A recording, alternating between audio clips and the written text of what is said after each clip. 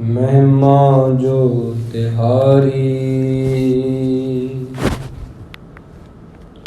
हम ना सकत कर सिफत तुम्हारी। आप ले हो तुम कथा सुधारी। हम ना सकत कर सिफत तुम्हारी।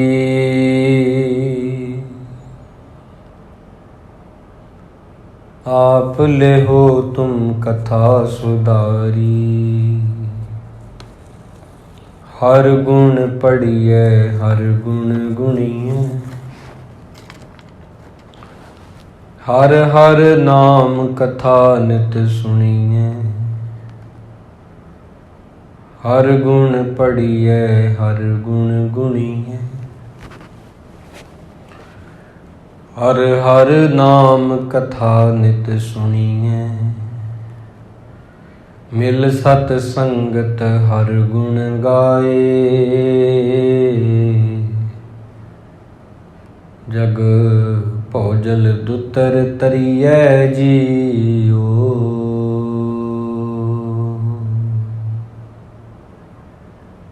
गुरु रूप सन्मानयोग साध संगत जी,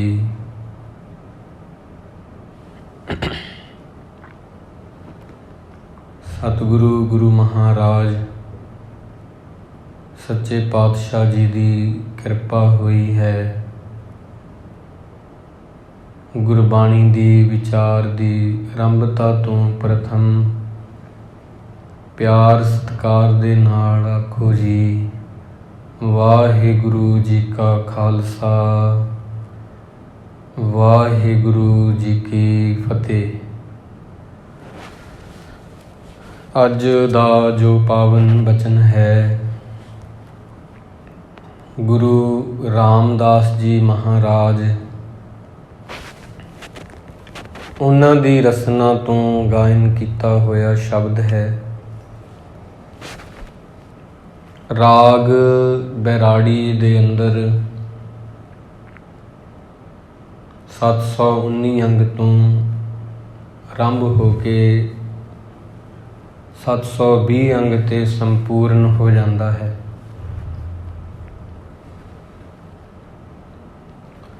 ये शब्द दे अंदर गुरु रामदास जी ने रब दी इबादत करन वाले ओदे जन ओदे सेवक दे गुणां बारे दस्सिया कि वो कदे भी अपना सुभाव नहीं छड्डदा, क्योंकि वाहिगुरु दे गुण गाउंदा गाउंदा वो अपनी जिंदगी नूं बसर करदा बतीत करदा। कोई उहदी निंदिया भी करे तो वो अपनी भगती करनी नहीं छड्डदा, अपना सुभाव नहीं छड्डदा। वाहिगुरु परमेश्वर ही है जिहड़ा मत देण वाला, आप ही है बंदगी वाले बोल बुलाउण वाला है। पंजां तत्तां नूं इकट्ठे करके गुन के एक शरीर च पाउण वाला है। अपने नाल मिलाउण वाला, जदों मिला लैंदा ते सारे झगड़े जिहड़े आ खत्म हो जांदे आ। विकार जिहड़े ने इंसान दे अंदरों मुक जांदे आ।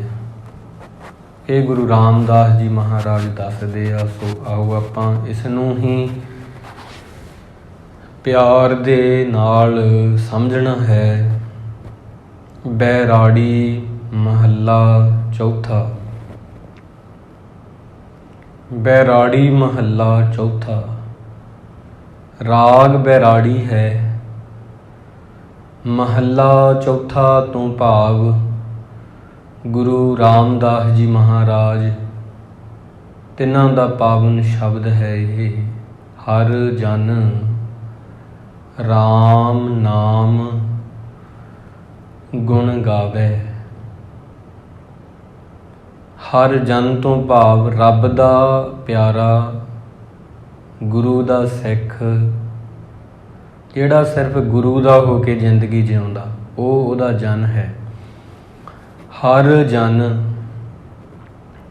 ਜੇ ਕੋਈ ਰੱਬ ਦਾ ਪਿਆਰਾ ਰਾਮ ਨਾਮ ਗੁਣ ਗਾਵੇ, ਰੱਬ ਦੇ ਨਾਮ ਦੇ ਗੁਣਾਂ ਨੂੰ ਗਾਉਂਦਾ ਹੈ, ਵਾਹਿਗੁਰੂ ਦੇ ਗੁਣਾਂ ਨੂੰ ਰਸਨਾ ਤੋਂ ਬਿਆਨਬਾਜ਼ੀ ਕਰਦਾ ਗਾਉਂਦਾ ਰਹਿੰਦਾ ਸਦਾ ਹੀ। ਜੇ ਕੋਈ ਨਿੰਦ ਕਰੇ ਹਰ ਜਨ ਕੀ, ਜੇ ਉਸ ਗੁਰਮੁਖ ਦੀ ਕੋਈ ਨਿੰਦਿਆ ਵੀ ਕਰਦਾ, ਉਹਨੂੰ ਬੁਰਾ ਵੀ ਆਖਦਾ, ਉਹਨੂੰ ਮਾੜਾ ਵੀ ਕਹਿੰਦਾ, ਪਰ ਆਪਣਾ ਗੁਣ ਨਾ ਗਵਾਵੇ, ਉਹ ਆਪਣੇ ਗੁਣ ਨੂੰ ਨਹੀਂ ਛੱਡਦਾ, ਰੱਬ ਦੇ ਗੁਣ ਗਾਉਣੇ ਨਹੀਂ ਛੱਡਦਾ, ਆਪਦਾ ਸੁਭਾਅ ਨਹੀਂ ਛੱਡਦਾ, ਦੂਜਿਆਂ ਨੂੰ ਮਿਲ ਕੇ ਆਪਣੇ ਅੰਦਰੋਂ ਬਦਲਾਵ ਨਹੀਂ ਲਿਆਉਂਦਾ, ਸਗੋਂ ਉਹਨੂੰ ਕੋਈ ਫਰਕ ਨਹੀਂ ਪੈਂਦਾ ਉਹਨੂੰ ਕੋਈ ਕੀ ਕਹਿ ਰਿਹਾ। ਹਰ ਜਨ ਰਾਮ ਨਾਮ ਗੁਣ ਗਾਵੇ, ਜਿਸ ਤਰ੍ਹਾਂ ਉਦਾਹਰਨ ਹੈ ਗੁਰੂ ਅਮਰਦਾਸ ਜੀ ਮਹਾਰਾਜ ਦੀ। ਗੁਰੂ ਰਾਮਦਾਸ ਜੀ ਮਹਾਰਾਜ ਸੱਚੇ ਪਾਤਸ਼ਾਹ ਜੀ, ਗੁਰੂ ਅਮਰਦਾਸ ਜੀ ਮਹਾਰਾਜ ਸੱਚੇ ਪਾਤਸ਼ਾਹ ਜੀ, ਇਹਨਾਂ ਨੇ ਬਹੁਤ ਸੇਵਾ ਕੀਤੀ ਆ। ਪਾਣੀ ਢੋਂਦੇ ਸੀ ਗੁਰੂ ਅਮਰਦਾਸ ਜੀ ਮਹਾਰਾਜ ਗੁਰੂ ਅੰਗਦ ਦੇਵ ਜੀ ਪਾਤਸ਼ਾਹ ਜੀ ਵਾਸਤੇ, ਤੇ ਉਸ ਤੋਂ ਬਾਅਦ ਲੋਕਾਂ ਨੇ ਇਹਨਾਂ ਨੂੰ ਕਹਿਣਾ ਸ਼ੁਰੂ ਕਰ ਦਿੱਤਾ ਕਿ ਤੁਸੀਂ ਕੁੜਮਾਂ ਦਾ ਪਾਣੀ ਢੋਂਦੇ ਹੋ। ਬਜ਼ੁਰਗ ਅਵਸਥਾ ਹੋ ਚੁੱਕੀ ਸੀ, ਬਹੁਤ ਬੁਰਾ ਭਲਾ ਕਿਹਾ, ਅਮਰੂ ਨਿਥਾਵਾ ਵੀ ਕਿਹਾ। ਲੋਕਾਂ ਨੇ ਬੌਰਾ, ਝੱਲਾ, ਕਮਲਾ ਬਹੁਤ ਸ਼ਬਦ ਵਰਤੇ ਆ ਇੱਦਾਂ ਦੇ, ਪਰ ਇਹਨਾਂ ਨੇ ਆਪਣੀ ਜਿਹੜੀ ਸੇਵਾ ਸੀ ਉਹ ਛੱਡੀ ਨਹੀਂ। ਗੁਰੂ ਅਮਰਦਾਸ ਜੀ ਮਹਾਰਾਜ ਨੇ ਕਰਨੀ। ਲੋਕਾਂ ਨੇ ਤਾਂ ਬਹੁਤ ਕੁਝ ਕਿਹਾ, ਤੇਰੀ ਭਗਤ ਨਾ ਛੋਡੋਂ ਭਾਵੇਂ ਲੋਕ ਹੱਸੈ। ਲੋਕਾਂ ਨੇ ਤਾਂ ਬਹੁਤ ਕੁਝ ਕਿਹਾ, ਹੱਸੇ ਵੀ ਸੀ ਸਾਰੇ ਕਿ ਕੁੜਮਾਂ ਦਾ ਪਾਣੀ ਢੋਂਦਾ ਸਾਰਾ ਦਿਨ ਹੀ, ਤੇ ਇਸ ਤਰ੍ਹਾਂ ਦੇ ਸ਼ਬਦ ਵੀ ਆਖੇ, ਇਹ ਅਮਰੂ ਆ, ਨਿਥਾਵਾ ਹੈ, ਕਮਲਾ ਹੈ, ਦੀਵਾਨਾ ਹੈ। ਪਰ ਗੁਰੂ ਸਾਹਿਬ ਜੀ ਸੇਵਾ ਕਰਦੇ ਗਏ ਤੇ ਇਹੋ ਜਿਹੀ ਉਹਨਾਂ ਨੇ ਪਦਵੀ ਪਾਲੀ, ਫਿਰ ਦੁਨੀਆ ਵਿੱਚ ਉਹ ਤਖਤ ਵੀ ਨਹੀਂ ਉਹੋ ਜਿਹਾ ਕੋਈ ਹੋਰ। ਭੱਲੇ ਅਮਰਦਾਸ ਗੁਣ ਤੇਰੇ, ਤੇਰੀ ਉਪਮਾ ਤੋਹੇ ਬਣਾਵੇ। ਅਵਸਥਾ ਇੰਨੀ ਉੱਚੀ ਚਲੀ ਗਈ, ਜੇ ਉਹ ਲੋਕਾਂ ਦੀ ਸੁਣਦੇ ਕਦੇ ਨਾ ਭਗਤ ਬਣ ਪਾਉਂਦੇ।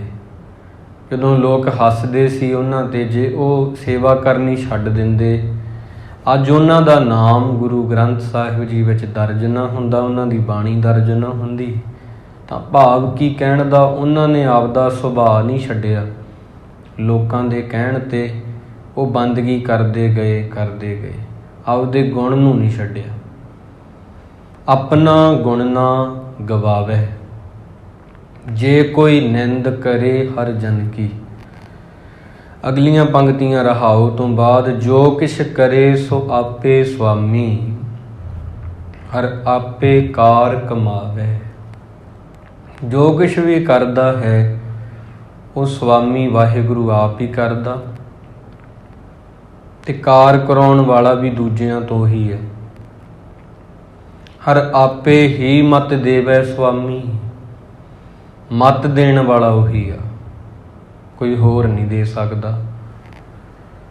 ਇਸ ਤਰ੍ਹਾਂ ਮਤ ਦੇਣ ਵਾਲਾ ਗੁਰੂ ਹੈ, ਵਾਹਿਗੁਰੂ ਪਰਮੇਸ਼ਰ ਆ, ਸੁਮਤ ਬਖਸ਼ਣ ਵਾਲਾ, ਉਹਦੇ ਬਿਨਾਂ ਦੂਜਾ ਕੋਈ ਨਹੀਂ ਹੋ ਸਕਦਾ। ਹਰ ਆਪੇ ਹੀ ਮਤ ਦੇਵੈ ਸੁਆਮੀ, ਹਰ ਆਪੇ ਬੋਲ ਬੁਲਾਵੇ। ਸਿਮਰਨ ਕਰਨ ਦੀ ਤਾਕਤ ਵੀ ਤੇ ਇਹ ਮਤ ਵੀ ਉਹਦੇ ਦੁਆਰਾ ਮਿਲਦੀ ਆ, ਸੰਗਤ ਕਰਨ ਦਾ ਬਲ ਵੀ ਉਹਦੇ ਦੁਆਰਾ ਹੀ ਮਿਲਦਾ ਹੈ। ਜੋ ਕਿਛ ਕਰੇ ਸੋ ਆਪੇ ਸੁਆਮੀ, ਹਰ ਆਪੇ ਕਾਰ ਕਮਾਵੇ। ਹਰ ਆਪੇ ਹੀ ਮਤ ਦੇਵੈ ਸੁਆਮੀ, ਹਰ ਆਪੇ ਬੋਲ ਬੁਲਾਵੇ। ਕਰਾਉਣ ਵਾਲਾ ਉਹੀ ਆ, ਵਾਹਿਗੁਰੂ ਪਰਮੇਸ਼ਰ। ਜੇ ਕਿਸੇ ਸੂਰਮੇ ਯੋਧੇ ਵਿੱਚ ਸੂਰਮਤਾਈ ਆ, ਉਹ ਵਾਹਿਗੁਰੂ ਨੇ ਉਹ ਚਪਾਈ ਆ ਗੁਣ, ਇਹ ਉਹਨੂੰ ਬਖਸ਼ਿਆ। ਜੇ ਕਿਸੇ ਵਿਦਵਾਨ ਕੋਲ ਕੋਈ ਕਲਾ ਹੈ, ਚੰਗੀਆਂ ਕਿਤਾਬਾਂ ਨੂੰ ਲਿਖਣ ਦੀ, ਬਿਆਨ ਕਰਨ ਦੀ, ਲਿਖਤਾਂ ਨੂੰ, ਤਾਂ ਇਹ ਉਹਦਾ ਗੁਣ ਆ। ਜੋ ਕਿਛ ਕਰੇ ਸੋ ਆਪੇ ਸੁਆਮੀ, ਹਰ ਆਪੇ ਕਾਰ ਕਮਾਵੇ, ਹਰ ਆਪੇ ਹੀ ਮਤ ਦੇਵੇ ਸੁਆਮੀ, ਹਰ ਆਪੇ ਬੋਲ ਬੁਲਾਵੇ। ਹੁਣ ਬੋਲਣ ਦੇ ਵਿੱਚ ਕਿਸੇ ਦਾ ਜ਼ੋਰ ਨਹੀਂ ਕੰਮ ਕਰਦਾ। ਜੇ ਉਹ ਚਾਹਵੇ ਤੇ ਇਨਸਾਨ ਕੁਝ ਨਾ ਬੋਲ ਪਾਵੇ, ਪ੍ਰਾਣ ਖਿੱਚ ਲਵੇ। ਜੇ ਕੋਈ ਬੋਲ ਰਿਹਾ, ਚਾਹੇ ਮਾੜਾ ਚਾਹੇ ਚੰਗਾ, ਚਾਹੇ ਰੱਬ ਦੇ ਗੁਣ ਗਾ ਰਿਹਾ, ਇਹ ਉਹਦੀ ਸ਼ਕਤੀ ਦਿੱਤੀ ਹੋਈ ਆ ਪਰਮਾਤਮਾ ਦੀ। ਬੋਲਣ ਵਿੱਚ ਵੀ ਬੰਦੇ ਦਾ ਜ਼ੋਰ ਨਹੀਂ, ਬੋਲਣ ਵਿੱਚ ਵੀ ਜ਼ੋਰ ਨਹੀਂ ਹੈਗਾ। ਹਰ ਆਪੇ ਹੀ ਮਤ ਦੇਵੇ ਸੁਆਮੀ, ਮਤ ਦੇਣ ਵਾਲਾ ਉਹੀ ਆ। ਹਰ ਆਪੇ ਬੋਲ ਬੁਲਾਵੇ, ਬੁਲਾਉਣ ਵਾਲਾ ਵੀ ਉਹੀ ਆ। ਇਸ ਕਰਕੇ ਸਰਬ ਕਲਾ ਸਮਰੱਥ ਨੂੰ ਵਾਹਿਗੁਰੂ ਨੂੰ ਕਹਿੰਦੇ ਨੇ, ਕਿਉਂਕਿ ਜਦੋਂ ਸਾਰਾ ਕੁਝ ਹੀ ਉਹਦੇ ਹੱਥ ਆ, ਸਾਹਾਂ ਦੀ ਡੋਰ ਉਹਦੇ ਹੱਥ ਆ। ਫਿਰ ਭਗਤਾਂ ਨੇ ਕਹਿਤਾ ਕਿ ਬੰਦੇ ਹੱਥ ਕੀ ਹੈ, ਕੁਝ ਵੀ ਨਹੀਂ।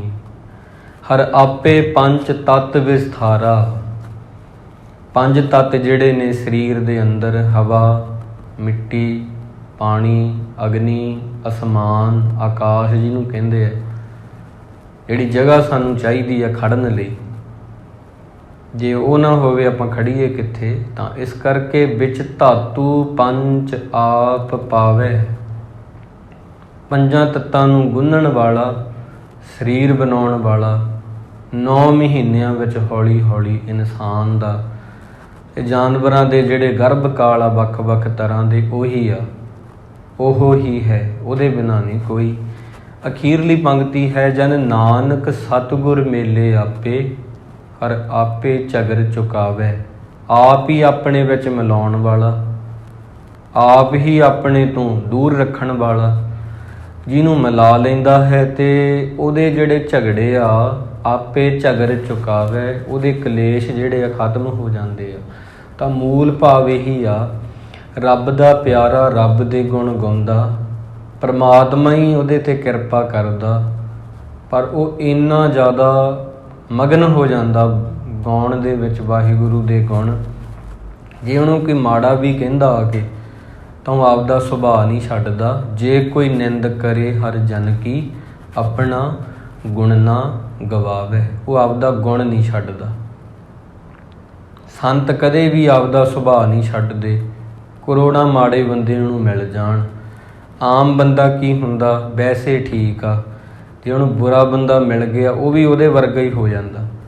ਸੰਤ ਦਾ ਫਰਕ ਕੀ ਆ, ਸੰਤ ਕਦੇ ਵੀ ਜਾਂ ਭਗਤ ਕਦੇ ਵੀ ਬੁਰੇ ਲੋਕਾਂ ਨੂੰ ਮਿਲ ਕੇ ਉਹਨਾਂ ਵਰਗਾ ਸੁਭਾਅ ਨਹੀਂ ਬਣਾਉਂਦਾ ਆਪਦਾ। ਉਹਦਾ ਸੁਭਾਅ ਉਹਦਾ ਹੀ ਰਹਿਣਾ। ਸਾਡਾ ਅਸੀਂ ਚੇਂਜ ਹੋ ਜਾਂਦੇ ਹਾਂ ਸੰਗਤ ਕਰਕੇ।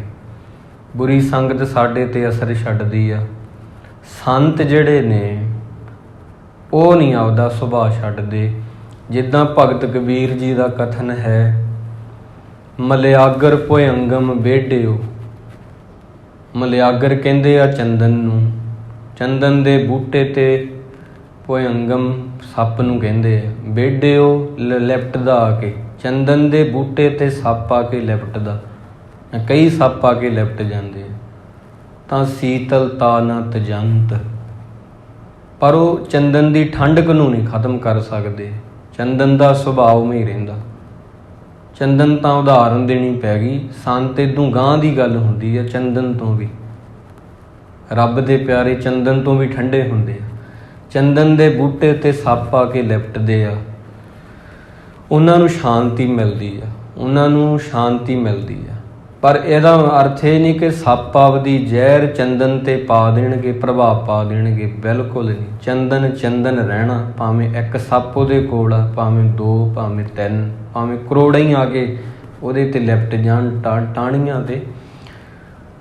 ਮਲਿਆਗਰ ਭੁਯੰਗਮ ਬੇਢਿਓ, ਤਾਂ ਸੀਤਲਤਾ, ਸੀਤਲਤਾ ਕਹਿੰਦੇ ਠੰਡਕ, ਨਾ ਤਜੰਤ। ਚੰਦਨ ਦੀ ਠੰਡਕ ਨਹੀਂ ਦੂਰ ਕਰ ਸਕਦੇ ਸੱਪ ਮਿਲ ਕੇ ਵੀ, ਉਹ ਆਪਦਾ ਸੁਭਾਅ ਨਹੀਂ ਛੱਡਦਾ।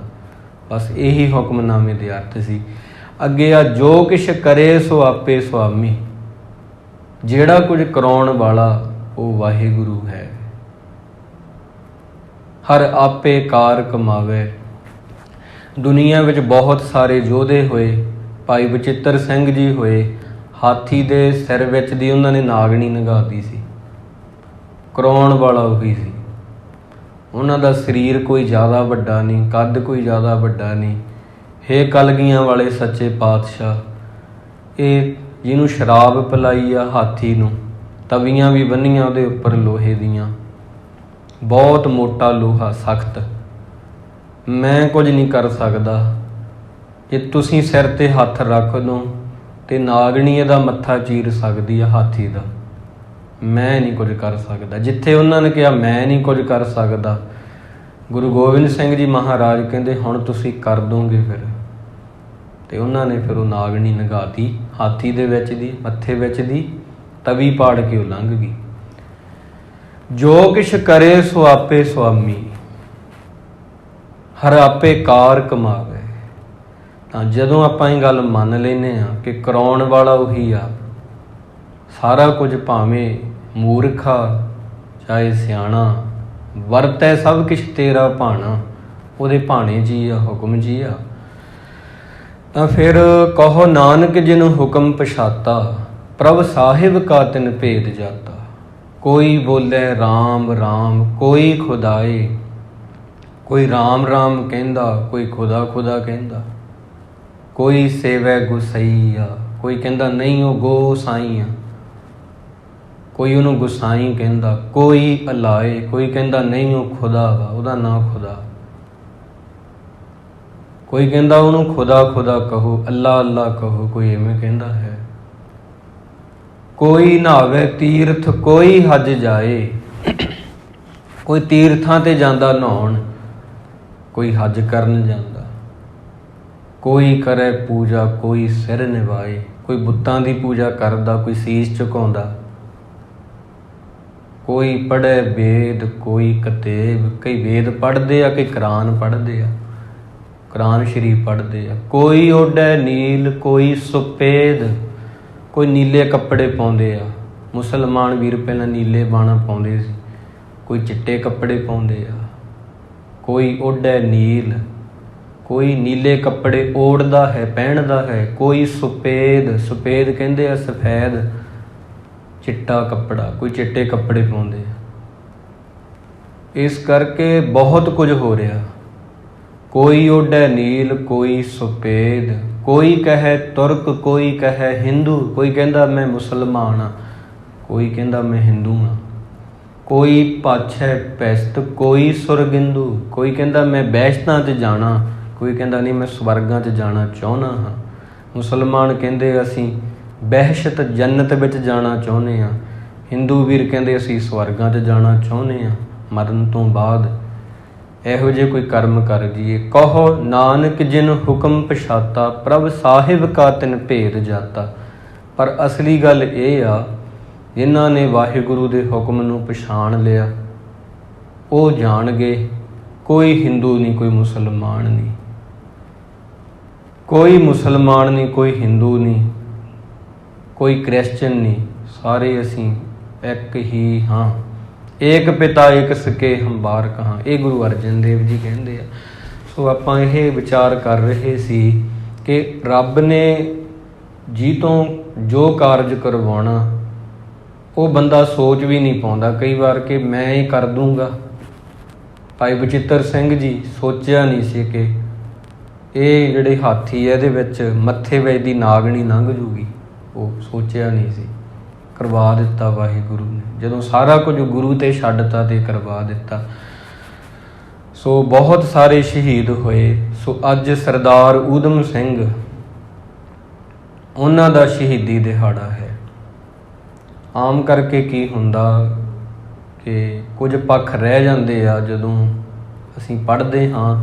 ਜਿਹੜੇ ਸਾਡੇ ਸ਼ਹੀਦ ਆ ਸਿੰਘਾਂ ਦੇ ਵਿੱਚੋਂ ਊਧਮ ਸਿੰਘ ਤੇ ਸਰਦਾਰ ਕਰਤਾਰ ਸਿੰਘ ਸਰਾਭਾ, ਇਹਨੂੰ ਤੂਫਾਨਾਂ ਦਾ ਸ਼ਾਹ ਸਵਾਰ ਕਿਹਾ ਜਾਂਦਾ ਸੀ। ਇਹਨਾਂ ਨੂੰ ਛੋਟੀ ਜਿਹੀ ਉਮਰ 19 ਕੁ ਸਾਲ ਦੀ ਉਮਰ ਉਹਦੇ ਵਿੱਚ ਸ਼ਹੀਦੀ ਪਾਈ ਆ।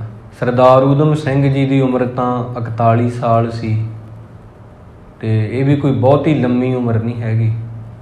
ਤੇ ਕਹਿਣ ਦਾ ਭਾਵ ਅੱਜ ਦਾ ਉਹਨਾਂ ਦਾ ਸਰਦਾਰ ਊਧਮ ਸਿੰਘ ਜੀ ਦਾ ਸ਼ਹੀਦੀ ਦਿਹਾੜਾ, ਇਹ ਸਾਰਾ ਕੁਝ ਹੋ ਕਿਵੇਂ ਜਾਂਦਾ, ਤੁਸੀਂ ਹੈਰਾਨ ਹੋਵੋਗੇ। ਆਓ ਉਹਨਾਂ ਦੇ ਜੀਵਨ ਬਾਰੇ ਥੋੜ੍ਹਾ ਆਪਾਂ ਜਾਣੀਏ।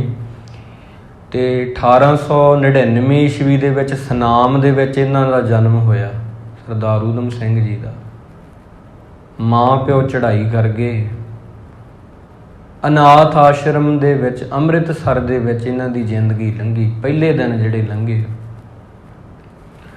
ਕਿਉਂਕਿ ਹੁਣ ਇਹ ਜਿਹੜੇ ਬੱਚੇ ਹੁੰਦੇ ਆ, ਅਨਾਥ ਹੁੰਦੇ ਆ, ਸਾਨੂੰ ਇੱਕਦਮ ਲੱਗਦਾ ਅਨਾਥ ਆ, ਕਿਉਂਕਿ ਮਾਂ ਪਿਓ ਸਿਰ 'ਤੇ ਹੈ ਨਹੀਂ। ਸੇਖ ਸਾਦੀ ਜੀ ਤਾਂ ਇੱਥੋਂ ਤੱਕ ਕਹੀ ਜਾਂਦੇ ਆ, ਕਹਿੰਦੇ ਕਿ ਜਿਹੜੇ ਬੱਚੇ ਅਨਾਥ ਹੁੰਦੇ ਆ ਉਹਨਾਂ ਦੇ ਸਾਹਮਣੇ ਕਦੇ ਵੀ ਆਪਣੇ ਨਿਆਣਿਆਂ ਦੇ ਮੂੰਹ ਨਹੀਂ ਚੁੰਮੀਦੇ। ਕਈ ਵਾਰੀ ਆਪਾਂ ਮੱਥਾ ਚੁੰਮ ਲੈਂਦੇ ਹਾਂ, ਅਨਾਥ ਬੱਚਿਆਂ ਦੇ ਅੱਗੇ ਕਦੇ ਵੀ ਮੂੰਹ ਨਾ ਚੁੰਮੋ ਆਪਦੇ ਨਿਆਣਿਆਂ ਦਾ। ਜੇ ਤਾਂ ਫਿਰ ਉਹਨਾਂ ਨੂੰ ਉਨਾ ਪਿਆਰ ਕਰ ਸਕਦੇ ਹੋ ਤਾਂ ਹੀ ਕਰੋ। ਤਾਂ ਅਨਾਥਾਂ ਦੀ ਜਿਹੜੀ ਜ਼ਿੰਦਗੀ ਹੁੰਦੀ ਆ ਥੋੜ੍ਹੀ ਮੁਸ਼ਕਲ ਹੁੰਦੀ ਹੈ, ਪਰ ਉਹ ਵੱਧ ਸਿੱਖ ਜਾਂਦੇ ਆ। ਕਿਉਂਕਿ ਬੱਚੇ ਜਿਹੜੇ ਦੂਜੇ ਜਿਨ੍ਹਾਂ ਕੋਲ ਮਾਵਾਂ ਨੇ, ਪਿਤਾ ਨੇ, ਉਹਨਾਂ ਦੇ ਕਾਰਜ ਉਹ ਕਰ ਦਿੰਦੇ ਆ, ਇਹ ਛੋਟੇ ਹੁੰਦੇ ਹੀ ਸਿੱਖ ਜਾਂਦੇ ਆ। ਅਨਾਥ ਬੱਚੇ ਸੈਲਫ ਡਿਪੈਂਡ ਹੋ ਜਾਂਦੇ ਆ, ਕਿਸੇ 'ਤੇ ਨਹੀਂ ਡਿਪੈਂਡ ਹੁੰਦੇ, ਨਿਰਭਰ ਨਹੀਂ ਹੁੰਦੇ, ਭਾਵ ਆਪਦੇ ਕੰਮ ਆਪ ਕਰਦੇ ਆ। ਤਾਂ ਕੁਦਰਤ ਵੱਲੋਂ ਇੱਦਾਂ ਹੋ ਗਿਆ ਉਹਨਾਂ ਦਾ ਜਿਹੜਾ ਜੀਵਨ ਸੀ। ਫਿਰ ਹੌਲੀ ਹੌਲੀ ਜਦੋਂ 13 ਅਪ੍ਰੈਲ 1919 ਈਸਵੀ ਦੇ ਵਿੱਚ ਜਲਿਆਂਵਾਲੇ ਬਾਗ ਦੇ ਵਿੱਚ ਸਾਕਾ ਹੋਇਆ, ਰੌਲਟ ਐਕਟ ਦੇ ਵਿਰੁੱਧ, ਉੱਥੇ ਸਿੱਖਾਂ ਤੇ ਬਹੁਤ ਸਾਰੇ ਜਿਹੜੇ ਵਰਨ ਸੀ ਬਾਕੀ ਇਕੱਠੇ ਹੋਏ ਸਰਕਾਰ ਦੇ ਵਿਰੁੱਧ। ਉੱਥੇ ਜਨਰਲ ਅਡਵਾਇਰ ਆਇਆ ਤੇ ਉਹਨੇ ਆ ਕੇ ਨਿਹੱਥੇ ਸਿੱਖਾਂ ਦੇ ਉੱਪਰ ਗੋਲੀਆਂ ਚਲਾਈਆਂ, ਸੰਗਤ ਦੇ ਗੋਲੀਆਂ ਚਲਾ ਦਿੱਤੀਆਂ। ਬਹੁਤ ਸਾਰੇ ਲੋਕ ਉੱਥੇ ਖੂਹ 'ਚ ਛਾਲ ਮਾਰ ਗਏ, ਬੱਚਿਆਂ ਦੇ ਗੋਲੀਆਂ ਵੱਜੀਆਂ। ਉਦੋਂ ਬਹੁਤ ਛੋਟੇ ਸੀਗੇ ਸਰਦਾਰ ਊਧਮ ਸਿੰਘ ਜੀ, ਉੱਥੇ ਹੀ ਸੀ, ਹਾਜ਼ਰ ਸੀ ਤੇ ਪਾਣੀ ਪਿਲਾਉਣ ਦੀ ਸੇਵਾ ਕਰ ਰਹੇ ਸੀ। ਜਿਵੇਂ ਛੋਟੇ ਬੱਚੇ ਪਾਣੀ ਨਹੀਂ ਵਰਤਾਉਂਦੇ ਲੰਗਰ ਵਿੱਚ, ਉਦੋਂ ਉੱਥੇ ਹਾਜ਼ਰ ਸਨ। ਜਿਹੜਾ ਇਤਿਹਾਸ ਦੀ ਸਾਡੀ ਖੋਜ ਆ ਉਹਦੇ ਵਿੱਚ ਇਹ ਲਿਖਿਆ।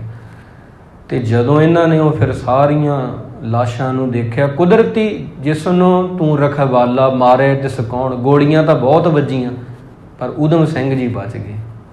ਹੁਣ ਬਚ ਕਿਉਂ ਗਏ? ਜਿਹਨੇ ਗੋਲੀਆਂ ਚਲਾਈਆਂ, ਜਨਰਲ ਅਡਵਾਇਰ ਜਿਹਨੂੰ ਕਹਿੰਦੇ ਆ, ਉਹਦੀ ਮੌਤ ਬਣ ਕੇ ਆਉਣਾ ਸੀ ਇਹਨਾਂ ਨੇ, ਤਾਂ ਬਚ ਗਏ ਉੱਥੇ।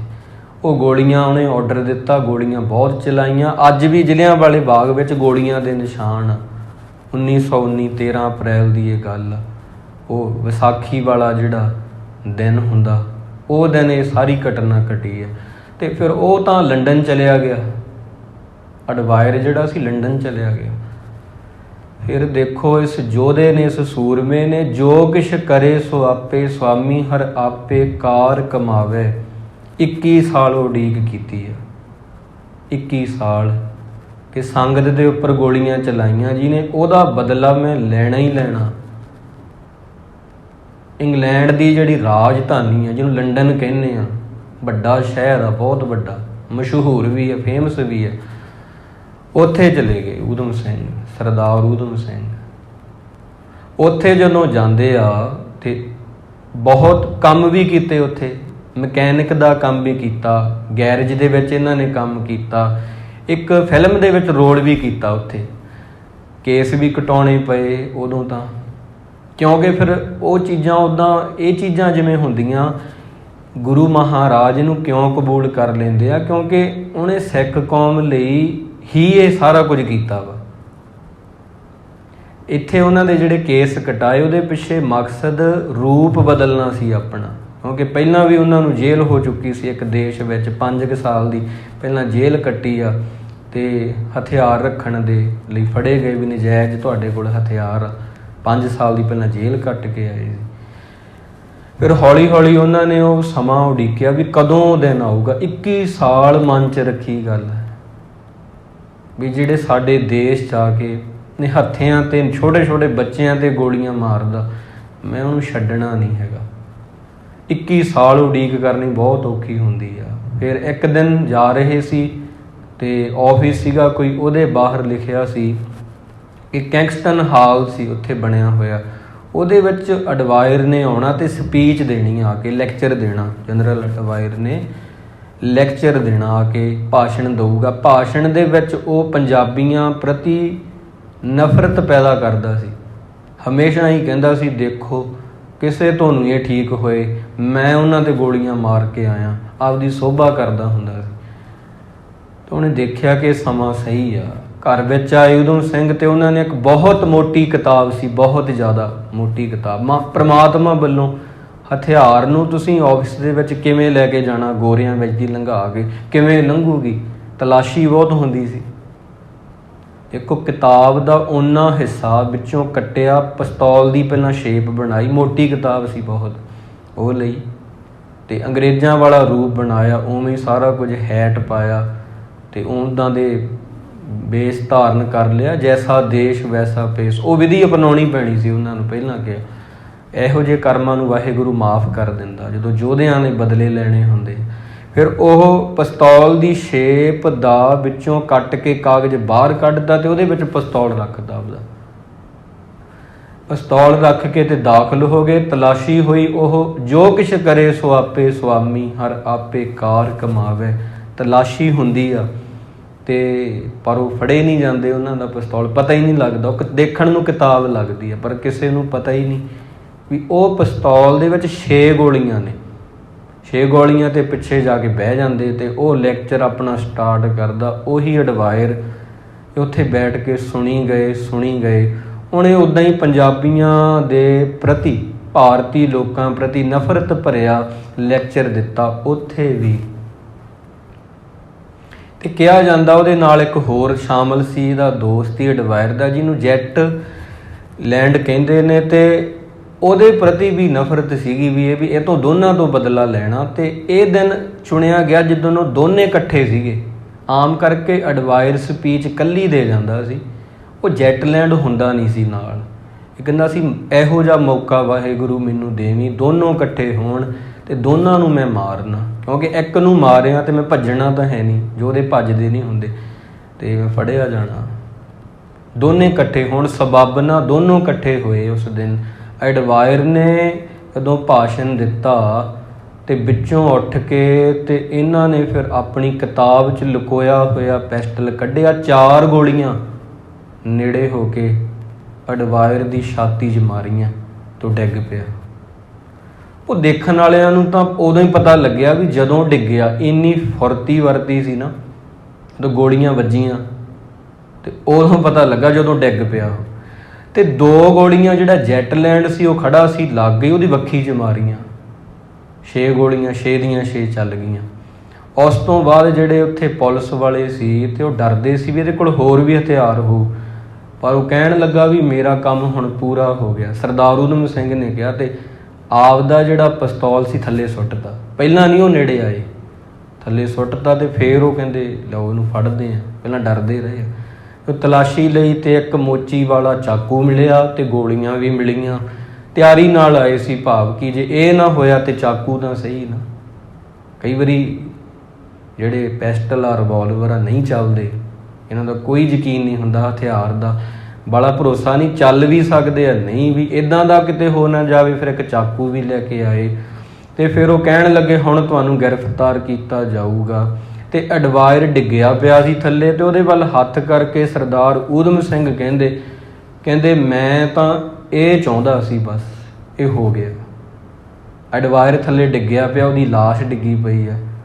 ਕਹਿੰਦੇ ਬਸ ਇਹ ਡਿੱਗਿਆ ਪਿਆ, ਮੈਂ ਤਾਂ ਇਹ ਕਰਨ ਆਇਆ ਸੀ, ਹੁਣ ਜੋ ਮਰਜ਼ੀ ਕਰ ਲਓ, ਹੁਣ ਕੋਈ ਮਤਲਬ ਨਹੀਂ ਮੈਨੂੰ ਮੇਰੇ ਸਰੀਰ ਨਾਲ।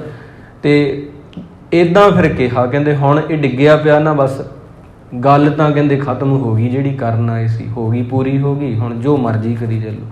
ਜੱਜ ਸਾਹਮਣੇ ਪੇਸ਼ ਕੀਤਾ, ਬਹੁਤ ਸਾਰਿਆਂ ਨੇ ਕਿਹਾ ਵੀ ਤੁਸੀਂ ਨਾ ਮੰਨਿਓ ਨਾ, ਗੱਲ ਆਪਾਂ ਲਮਕਾ ਲਾਂਗੇ, ਕੋਈ ਨਾ, ਤਰੀਕਾਂ ਪੈਣਗੀਆਂ, ਪਰ ਨਹੀਂ। ਉਹ ਕਹਿੰਦੇ ਜੱਜ ਨੂੰ ਕਹਿੰਦੇ ਮੈਂ ਕੀਤਾ, ਇਹ ਖੁਦ ਕੀਤਾ ਤੇ 41 ਕੁ ਸਾਲ ਦੀ ਉਮਰ ਇਹਨਾਂ ਦੀ ਬਣਦੀ ਆ ਸਰਦਾਰ ਊਧਮ ਸਿੰਘ ਦੀ। ਕਹਿੰਦੇ ਮੈਂ ਖੁਦ ਕਬੂਲ ਕਰਦਾ ਕਿ ਮੈਂ ਉਹਨੂੰ ਮਾਰਿਆ, ਦੋਨਾਂ ਨੂੰ ਮਾਰਿਆ। ਉਹਦੀਆਂ 4 ਗੋਲੀਆਂ ਅਡਵਾਇਰ ਦੇ, 2 ਉਹਦੇ ਨਾਲ ਜਿਹੜਾ ਇਹਨੇ ਪਲੈਨਿੰਗ ਬਣਾਈ ਸੀ, ਵਿੱਚ ਹੀ ਸ਼ਾਮਲ ਸੀ ਦੋਨੇ। ਜੈਟਲੈਂਡ ਤੇ ਉਹਦੀ ਵੱਖੀ 'ਚ ਮਾਰੀਆਂ, ਮੈਂ ਮਾਰੀਆਂ। ਪਤਾ ਕਿਉਂ ਮਾਰੀਆਂ?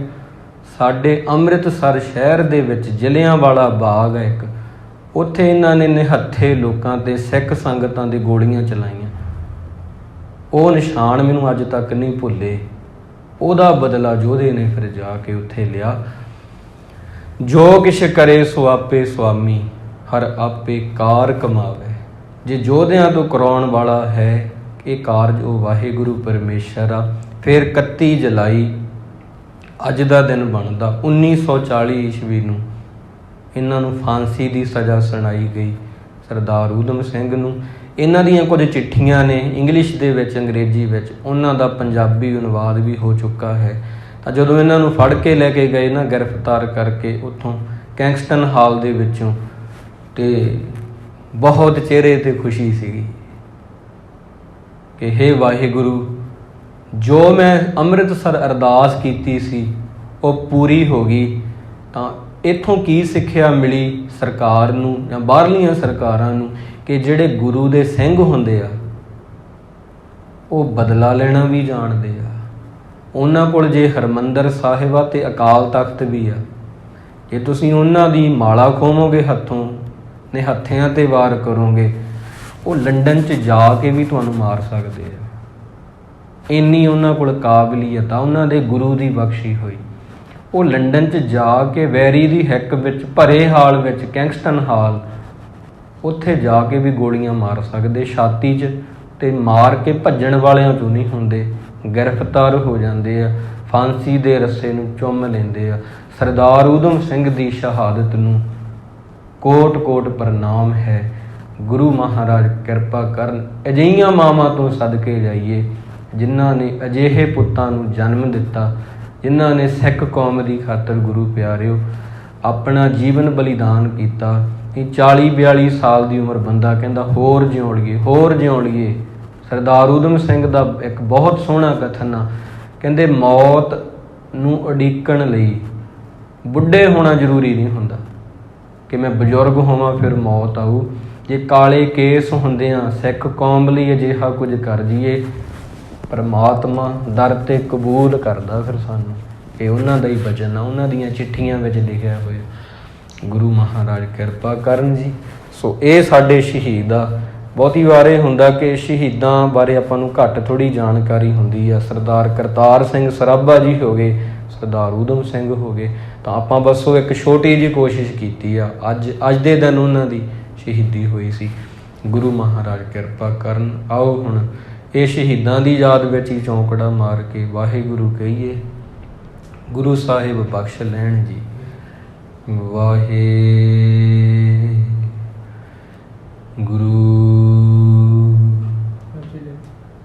ਵਾਹਿਗੁਰੂ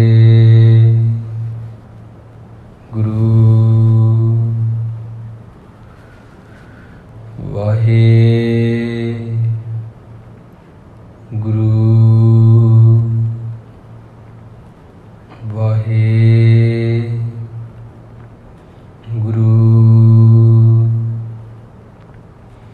ਵਾਹਿਗੁਰੂ